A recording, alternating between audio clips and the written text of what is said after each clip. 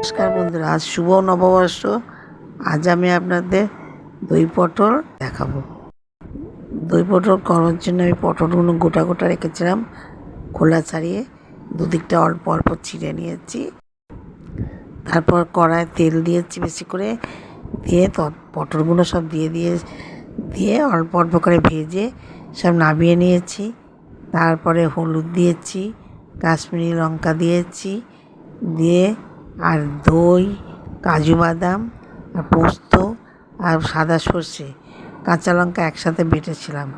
তারপরে ওই বাটাটা ওর মধ্যে দিয়ে পটলগুলোকে দিয়ে নেড়ে ওই বাটাটা দিয়ে জল দিয়ে দিয়েছি, উপরে কাঁচা লঙ্কা দিয়ে দিয়েছি আর মিষ্টি দিয়েছি। দিয়ে তারপরে কিছুক্ষণ ফোটার পর দেখলাম পটলগুলো সেদ্ধ হয়ে গেছে, তখন আমি নামিয়ে নিলাম। হয়ে গেল আমার দই পটল। বন্ধুরা, আমার ভিডিওটা ভালো লাগলে লাইক, কমেন্ট আর ফলো করবেন।